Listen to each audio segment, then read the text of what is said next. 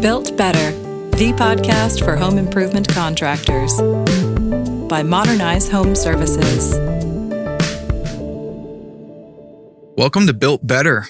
Last week, a little fun fact, we celebrated our 1-year anniversary of the Built Better podcast.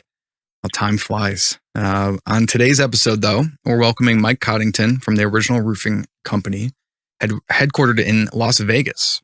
The Original Roofing Company has been in the business for over 50 years. Mike's going to share his experiences, and he shares his passion for the roofing industry through various methods, such as educating his market with self-generated content. A little background on the Original Roofing Company. They've grown from a family-owned business that launched in 1964 to be one of the top roofing contractors in the United States. They've built a stellar reputation in the Las Vegas Valley based on quality, reliability, and trust. Their team specializes in residential and commercial, which includes maintenance, repairs, gutters, wall paneling, and all roofing types. Mike, thanks for being with us today. How's it going? It's going great. Thanks for having me. Yeah, I appreciate you being on here. Why don't we just dig right in here because we only have so much time. So I hear this is actually your second tour of duty at the Original Roofing Company. I'm guessing it might be a special place to draw you back in there. Can you tell me just a little bit about your experience there? Yeah, yes, it is. It's I started in the company in 1997 at a safety program and advanced with the company and took a little stint away. Wanted to try a little something different in the bigger markets. Moved to Texas, was in the building supply side, and just was missing a certain component about the intimacy of a small business, and it got really drew me back. And I moved back here in 2012 and joined back with the team. Yeah, I can definitely understand about enjoying the small business atmosphere. How big is just in terms of all total employee count is the Original Roofing Company? Right now we're running right around 155 employees. So compared to a large corporation, a little bit different. You're a little more of a number, but yeah, we're running about 155 at this juncture. That's a really nice size. And does that include all your installers? Yeah, and that includes our installers, and we have a pretty robust team here in the office as well from the management side. We're running about 40 individuals in here. That would be any of our superintendents who run the projects, accounting team, marketing, IT, and then our estimating staff as well. Gotcha. Was there anything that stuck out to you, just coming back into the business and how maybe the business changed from your prior tour of duty, or maybe just how the era was different? Yeah, that's a great question. Like I said, I started in 97, transitioned into estimating sales in 2001. And then when I moved to Texas, so that was around 2006, and the technology has just totally transformed the entire industry. I'm sure you're aware of it. Here we are on a podcast that didn't exist back then. But from an estimating side and all the plans and just everything is online, and you're doing things digitally. Gives you a little more freedom and mobility to do things. But then it also creates more work because then you could take it with you wherever you go. Yeah, that was a bit of a leading question, I admit. So my bad on that. But the other side of technology, it definitely allows the flexibility. Yeah, you're gonna work more. But is there anything other, that you can think of in terms of technology that maybe is kind of a downside for the business?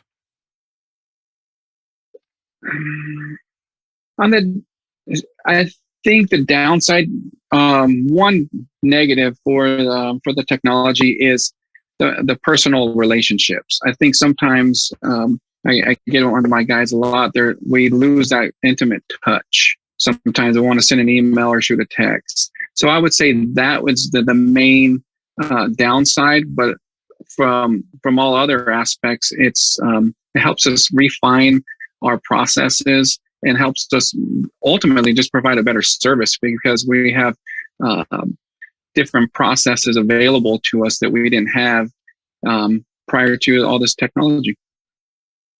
Yeah, you definitely have to be more intentional about how you interact with folks too. Actually, I tell my team too, like tell my team to actually take time off sometimes. Like we're doing a mental health day in October. I think the technology just it increases the noise floor, just there's so much going on all the time, right? Yep. You gotta definitely turn it off. Yeah. I want to dig in a little bit more to since you've been around the industry for such a long time, you've got that kind of juxtaposition of before the internet's kind of really proliferated, to generating leads, in marketing in your business to now where it's really, I think it's, 60-70% of all marketing is really just centered online. Last I checked here, I'd love to dig in a little bit more to how you guys market and the different channels that, make up what's driving business to you. Can you tell me a little bit more about that? Sure. We do have quite a mix of marketing. A lot of it is just canvassing, because that's the old way. We're in a small town. If believe it or not, Las Vegas is still a small town and it's kind of like a little island. So our guys are always got their eyes open, looking for new projects and different things and the services needed. We transitioned quite a bit into some of the Facebook advertising and some of those things, and then pushing out pushing out more blogs and just educational pieces to try to get people educated on the roofing systems.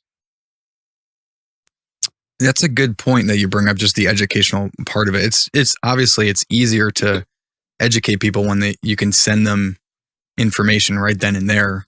But maybe it also makes it a little bit harder too, because then again, going back to raising the noise floor, there's just so much information out there, and just like social media, there's a lot of misinformation out there too. Is there, what kind of challenges do you face when you try to educate folks, or at least go to market in that way? Yeah, I think that's one of the challenges, because we send it out there and it's just so much noise, and we don't want to do that. So one of the approach that we've taken is really on the educational side, just tell them what the services are needed. One of our problems are we're in the desert, and we'll go, and if we're in roofing, the roofer's job is to make sure that everyone's home or business is watertight. And if you have no rain for 240 days, there's no real no call to action. So what we do is we continue just kind of, for lack of a better term, just a steady drip on some of those things. We create content around monsoon season, because that's when we would typically see some of the rains come through. And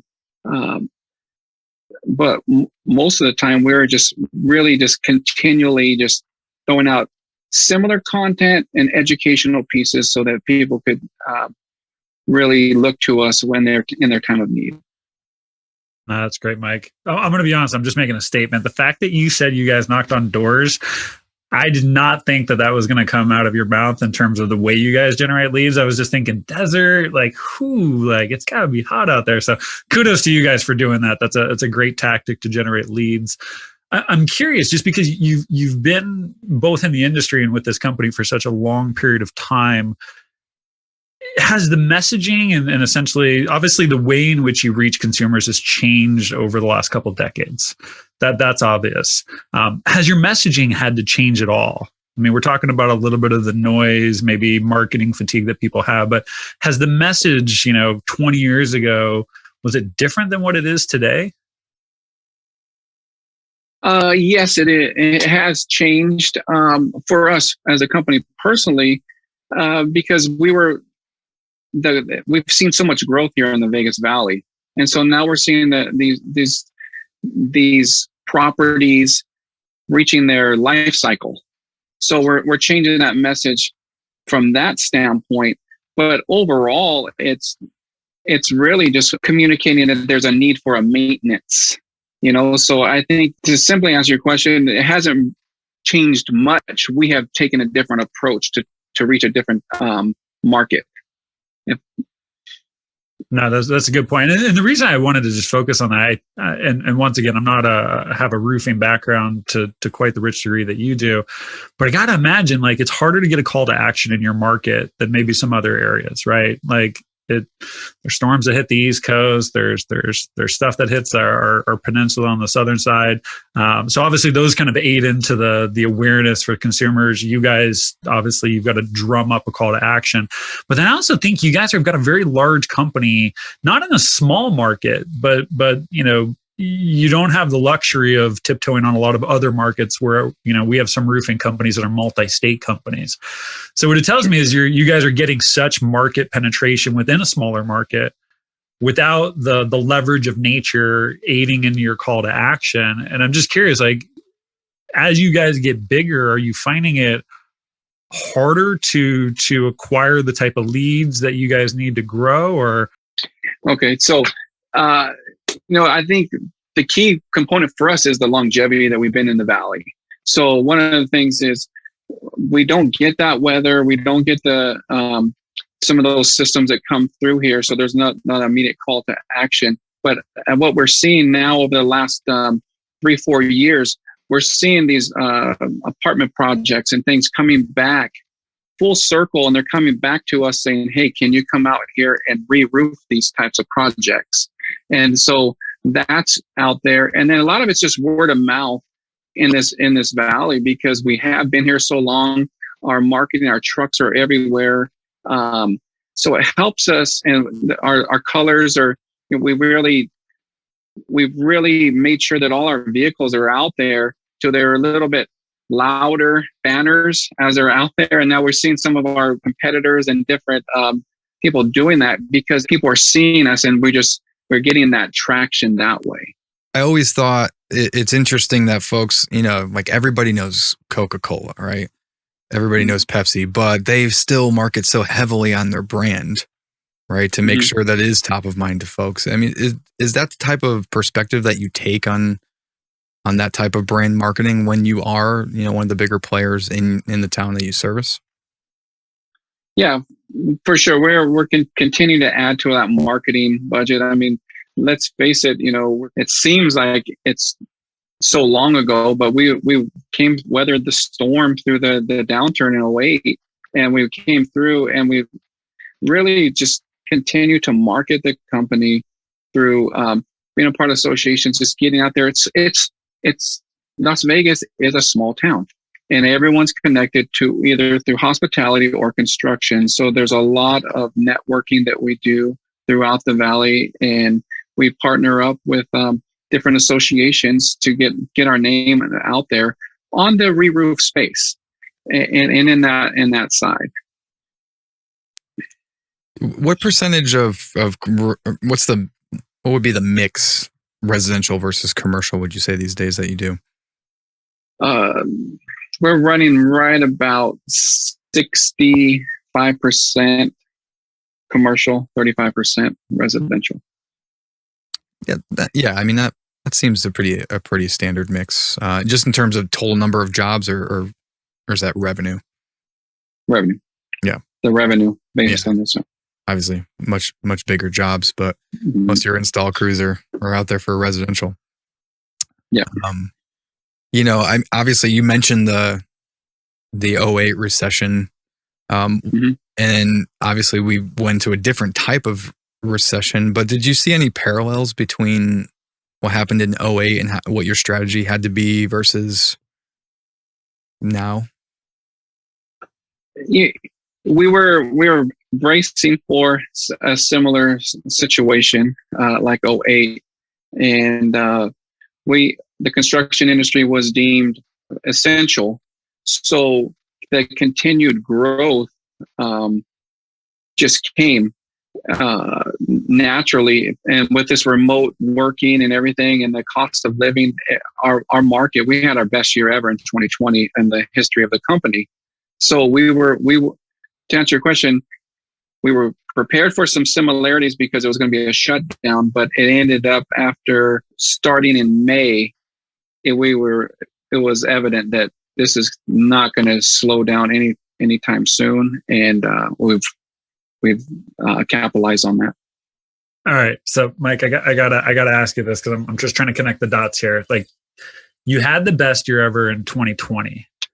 And obviously, I don't know your marketing mix in terms of like how heavy canvassing is versus something else. But you've said in a couple of things that you've done is you knock on doors, you're doing events, you're kind of in this community aspect, all things that I've heard from other contractors that COVID has slowed those things down, right? We've had a lot of big companies just pull all out of events, and certainly big clients of ours like just stop all the door-to-door marketing. So how did you guys circumvent these things? I mean, did you have to shy away from things that you've traditionally done? Or like, how did you navigate that to your best year yet? Yeah, we did definitely. Any of the events, those all that went away. We didn't start getting back in there till beginning of this year. So we had to shift our focus. And it helped with the mass migration to Las Vegas on the residential side. So new home construction just grew, and we were already in that space. And the need for new homes ended up catapulting us for the year. And plus, with the backlog of commercial projects that we had rolling into pre-COVID, there was already things that had to happen.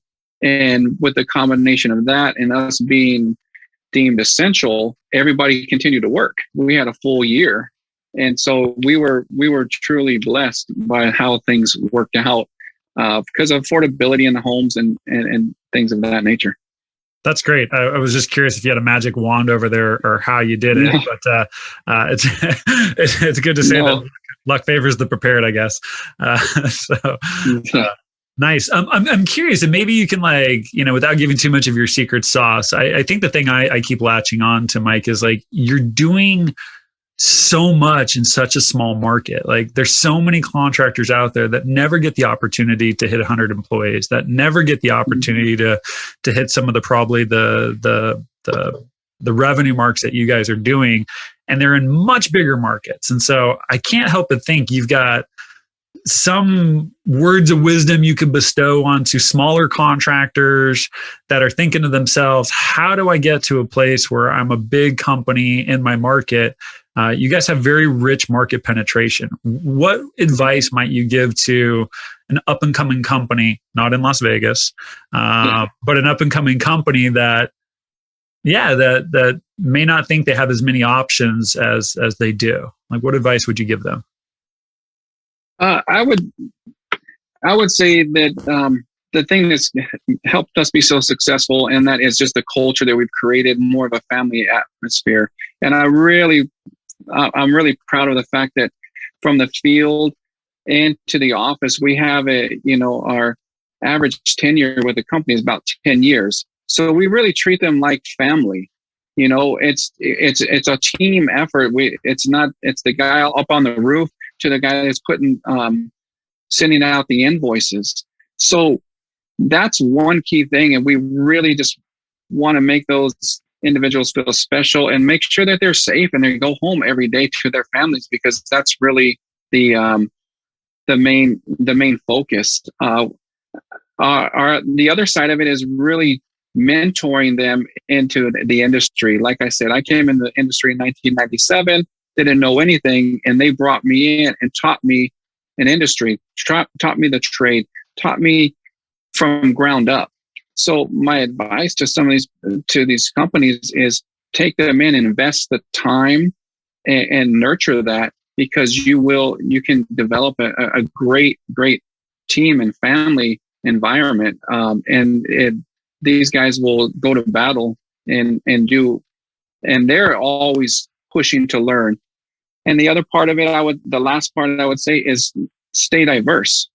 Because if the business is diverse, you're doing commercial and residential, we're adding some of these different components. If one sector has a tendency to fall off for whatever reason, you always have some other side And that's part of the mentoring, is training up these guys to be a well-rounded craftsman as opposed to just do a one task type thing. So we've really made pushed and haven't made an emphasis on that. 10-year average tenure. I mean, that's pretty incredible. Especially in a time when people are just jumping ship and job hopping, looking for the extra opportunities. I mean, it definitely speaks volumes. Yeah. You touched on something at the end there that I wanted to kind of understand a little bit more. So diversifying, not just, I'm guessing you mean from also a product perspective, right? So not just commercial and residential, but from just what your product offerings are. Does that mean you're looking at offering like a solar product or things like that? Yeah, you have to grow with the market. In the inception of the company, years in the early 60s, it was mainly cedar shakes and asphalt shingles. Well, the market has adapted and changed, and we've grown all that. So you have to go with the market. Right. And that leads me to my next question is, do you try to, knowing that you try to educate, your homeowners, consumers, for lack of a better word, do you try to push them to specific material types that they might not have considered before? Like obviously the metal roof has become a bigger thing as late, right? And you mentioned cedar shake used to be something you did more of, right? Is that type of behavior going on in your market? Yeah, you like a good, better, best. We'll put something together like that, and ultimately it comes down to costs and what they want. But we will definitely give options because we have the flexibility and we have the team that can do pretty much any one of those systems. It comes down to aesthetically, what are they looking for, and what are they willing to pay for that, because each system has a different price point. Right. Is there any regulatory restrictions that Las Vegas have? And forgive me, I don't know too much about Las Vegas and what the regulations are, what the HOA type of atmosphere. I know that in my subdivision, you can only do asphalt shingle, and there's really not a lot of different things that you can do. But do you find yourself constricted in that way? Yeah, for sure. In our re-roof market, our market is primarily the residential market is primarily concrete tiles, and HOAs do control the color schemes and different things of that nature. So if we're going to go out there and do a lift and lay or remove and replace application, we got to find those same colors, because you cannot change the color schemes without approval from the HOAs. Yeah, I pay $30 a month for my HOA, and they don't do anything but tell me what I can't do to my house, basically. Pretty much. It's wild. Yeah, pretty much. But some of them they mean well, and there are some reasons for that. But but we do run into that quite often. Yeah, I could go on and on about my HOA versus other ones. My buddy's got like a lazy river and 2 different pools and all that stuff, and he pays like $50 a month. I'm like, come on, just give me something. Give me a sprinkler or something. Like, do my grass. Like, let's go. Yeah, for sure. Chris, I think you had a question you were about to talk about. Yeah. I wanted to ask one more question, just on kind of the way you look at the business, Mike. When you think of the opportunities over the next 5 years, and this is very somewhat broad, so I'll feed a little bit here, but when you think of, you mentioned kind of like reading the market and being in tune with that. When you think of the growth over the next 5 years, do you think of it more in like, we've got to diversify more, kind of like as you were alluding to, like the residential and the commercial? Do you see it as more product offerings, more expansion? Like where do you get the most excited about the growth of the business over the next 5 years? From a product standpoint or just overall? I'll let you go where you want to go with this one. I get the most excited right now is to mentor the next generation in our industry. And we're really trying to make a push for that to get them into the industry. And with that, I've had some younger guys come in here and they love just trying to figure things out. And so whatever that is, whatever system it is, they'll just dissect these details and they'll just go to town on that. So the exciting part for me is being able to get the next generation on our team and mentor them and coach them and train them up so that whatever system becomes the next best thing, those guys are going to be in the driver's seat, ready to go to ebb and just bob and weave, whatever direction it goes. I'll give you a quick example of, some of our wall paneling systems and different things of that nature. In the Texas markets and everywhere, there's siding everywhere, but there's none of that here. And that's been kind of been introduced over the last 3 to 5 years. And our team just jumped all over that and was excited to try and learn new things. So that right there is really, really exciting for me to see the growth of the company with bringing in the next generation with the current guys and then watching them learn from each other. That's what I'm really excited about. The question that was on my mind as you were going through that is, and to me, I'm in the industry, so I'm a big fan of the industry. I see, and I know the value of the industry, being a homeowner myself. But if you're going to make a pitch to a young guy, maybe that's been in the job market for a couple of years, gone back through some maybe tech companies, been a waiter, something like that, right? Mm-hmm. Maybe wants to do a behind the desk, a computer job. You might have to start off and, installing roofs and learning and things like that. I mean, 120 degrees in Las Vegas, it's not an easy pitch, right? So how do you, Sure. What's the value statement to that type of person, to that generation? How do you go to market with that? Wow. That's a great question. It's not for everybody right off the bat. So obviously we are marketing and we're partnering up with some associations reaching the high school age and some of the different clubs in these high schools throughout the Las Vegas Valley.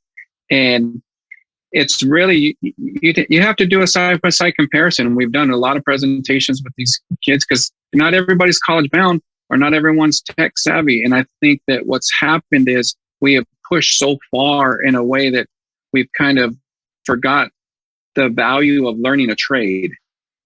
And for whatever reason, and I think, the key thing is when the economic downturn happened in 2008, it really turned a lot of that generation off to it because they saw the market crash and that industry kind of dry up. Whereas with this COVID, as we talked about earlier, construction was deemed essential. So really what we're doing, we have some guys that are, just on the age where liability wise, we can get them out there and we're putting them on a projection, a path and really finding out what's their 1 year, 3 year, 5 year goals for their lives and run those comparisons on what it costs for a college education and try to make that intersection. I love the fact, I was going to ask you earlier, Mike, but I didn't want to put you on the spot. When you were talking about values and culture, I was so curious if you did career planning with your team, and it sounds like you even take it a step further to try to help understand where people, before they're even on your company, what they're looking to do or what they're looking to accomplish. I love the fact that you're looking at it from that lens. I think that's so important, and I don't think enough companies start to look at, kind of as Dompa, you might have to start on the roof, but that doesn't mean that's where you end up. And I think a lot of times, like, people need to be able to see a logical stepping stone to, hey, we can start you here. Here's what a life looks like at this position. But then this is like opportunities that present themselves as time goes on. Is that a standard thing that you do in your company? Do you do career planning with all the employees within the organization? We're starting that. We've been working on that over the last couple of years. And we've been meeting with our field guys and showing them their growth projections and how to be more efficient and to make more money. And we work with them that way. And then we're bringing the next gen into there. And the beautiful thing about it is we have a couple employees that this is the only job they've ever had. They've been with us 27 plus years. They came from the field. They came up, and now one individual that I'm thinking of started on the lowest of all the jobs. And then he ultimately worked his way all the way through and became a general superintendent, ran all the projects. Now he's our top salesperson, and he's been making 6+. So when you can put that in perspective and showing a few people that it only took them 3 years to 4 years to get out of the field and springboard, there's definitely some talking points, whether it be the roofing industry or the construction, whatever trade is out there. There's a message that can go out there for this next gen that you can make a good living, provide for your family, and really excel. And the last piece on that, it's more rewarding for me to see that the growth that they have than putting on these roofs. Yeah, it's exciting to see the project that would come to completion. But when you see somebody come through and they said, hey, I was going to do this, or I wanted to go on this vacation, I wanted to buy this car, I wanted to buy this house in the next 3 to 5 years, and then you see that come, that's the best part of my job, to see these guys achieve their goals, whatever they are. Everyone's goals are different. And so to be able to get in front of people and say, hey, look, you can do this. They've been here. It's going to be hard work, but you can get there if you have this lined out, and we'll teach you on the job training. You're getting paid for it. And you run that comparison where paying to go to a class and then hoping to come out and get a job, whereas you're making money along the way as you're learning. I love that, Mike. That's something we heard from Corey over at Benjamin Franklin Plumbing in our last episode is seeing the folks grow within the company and then achieving their goals. I mean, I feel the same way, so I definitely identify with that. I just promoted somebody a couple months ago, and they were able to take the increase in the promotion and buy a house. And in the Austin market, that's no small feat. So she got sure. lucky, a little lucky. I'm a data guy. So personally for me, when I hear numbers and I see just the massive growth that the industry is going to see, I mean, that just piques me right up. And I was looking at some research before we got on the phone, and, just for anybody listening in the Las Vegas market, I mean, by 2060, they're projecting, I think, 1 million people increase in overall population growth. So you guys are at like 2.5 million right now. You're going to be at 3.5 by 2060. I mean, the data doesn't lie. That's a lot of roofs that are going to need to be put on, new houses being built, new businesses, and all those types of things. I mean, construction market is definitely essential, and that's the reason why. I mean, you got a high growth market like that. I mean, that's just a no brainer to me. I don't know about anybody else, but Yeah. For sure. There is so much growth coming, and then things have to be maintained as well. So the new and the growth. And if I could add on there, if you look at statistics, I'm a numbers guy as well. You look at this, there's a gap because not too many people have come into the industry. So there's my message to someone that might want to get in the industry. There's a lot of people aging out. And so if you get in at the right timing, just like the home, just being able to jump in there and get at the right timing, you're gonna catapult in the industry, because there's people that are just willing to invest their experience and knowledge into you, so that they could ride off in the sunset, so to speak, when that day comes. It's 100% true, Mike. That's a great point. We've been talking about the aging in place a lot on this podcast as well. Aging in place, people are going to be needing construction on their houses, but they're leaving their jobs, and how are we going to fill these jobs, right? But the millennial generation is just as big as the boomer generation. we could replace that if it not for folks, targeting the right industries, right? So yeah, the more, in my mind, the more that we can produce the educational piece that to get people into that. I think in Europe, it's something like 60% of folks are in trades versus going to college, or in vocational school versus college. And in this country, it's flipped. So it just seems like we've given people the wrong type of knowledge for what's actually needed in this country, in the industry, right?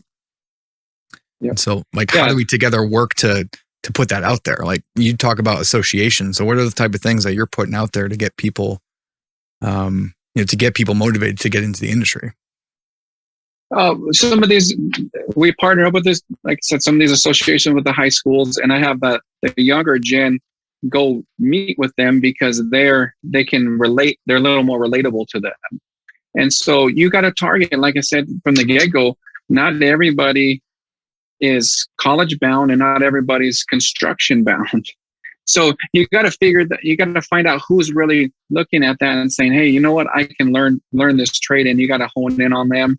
And what I've told the management team and the hiring, when we do get those guys, we really need to cultivate that, because somebody invested in you years ago, and it doesn't have to be a hazing or initiation. It needs to be an investment into them so that they can see that this is a good industry to be in, and you could provide a great life for yourself and your family.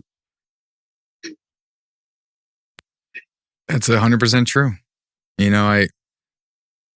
I always say it on the show. I freaking love the home improvement industry. Not only because I'm a homeowner and I enjoy interfacing with contractors and folks that work for contracting businesses, but because it just provides an essential service that makes you feel good. Like, what you're doing actually matters, right? For me personally, like, I'm trying to help people grow their careers and provide that service to contractors to help facilitate those conversations. That's a good feeling. There's a lot of industries out there that are just, for lack of a better word, almost like parasitic. What value do they really provide other than moving money around? This type of industry, you're providing so much value and just helping people live comfortably in their house. That to me that's worth a lot. Absolutely. Yeah, and Mike, I think you bring up a really good point too with the older contractors aging. It is a changing of the guard in a lot of ways. I don't actually think I've read too many articles that talk too much about that, but certainly when I quickly reflect on all the relationships we have, they're typically not with 20 to 30-year-old entrepreneurs. We're dealing with some legacy companies, father to son or whatnot. And the housing market is going to get bigger. The population is going to get bigger.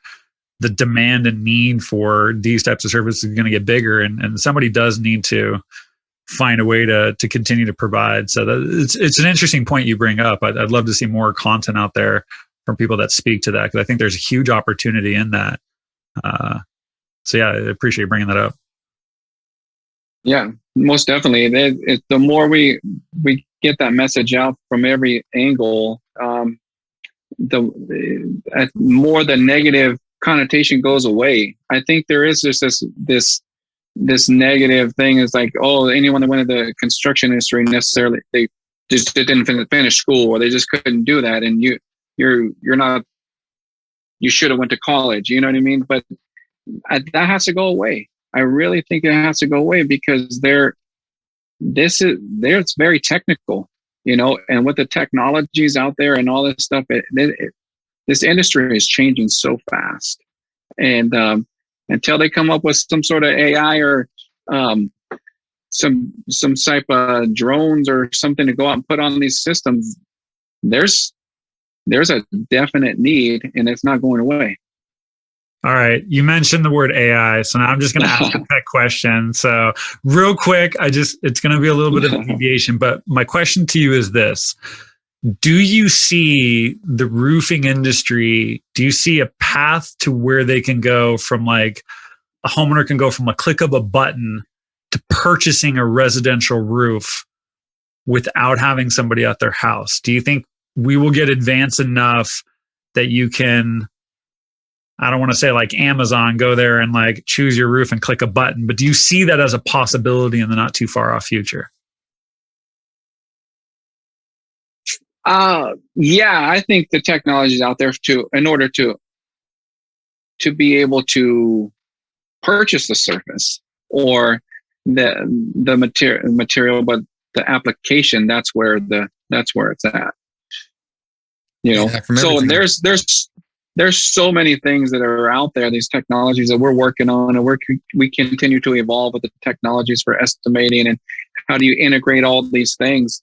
And there's some stuff on the horizon that can make it a lot simpler to where I would be able to send something to you and you just say, yeah, I want that one, that one, that one. I want to see those options. And then, yes, here's my price. I'll sign it and go. But you still need someone to go and perform the work.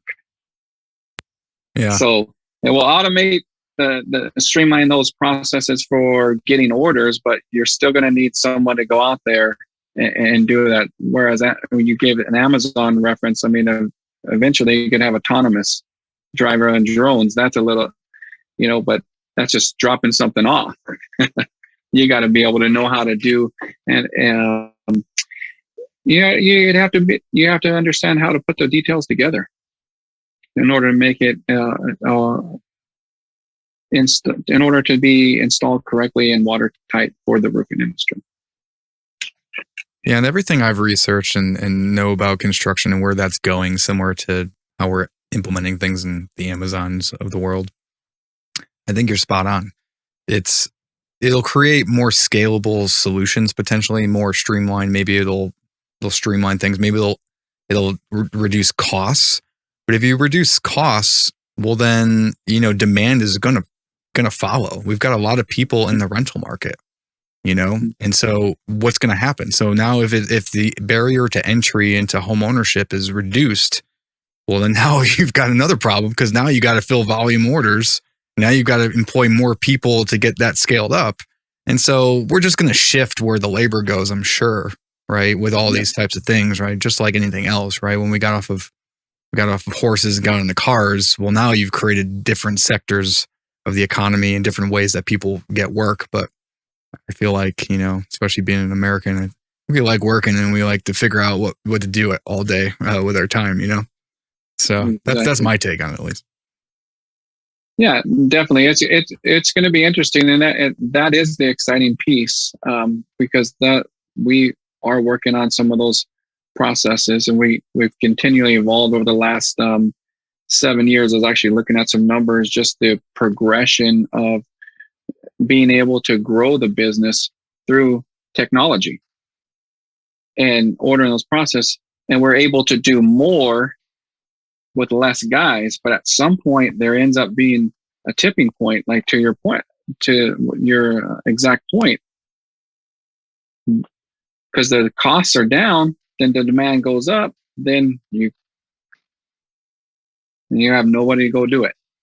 Yeah, I'm no economist, but I don't see us having any shortage of demand anytime soon for housing. So, I think we'll see that. And regardless, if you're a roofing company, I mean, if you're into commercial, there's where the rental market is. So, seems like a good space to be in to me. So, and all your Amazon and all your distribution centers, those have roofs too. That product needs to be protected.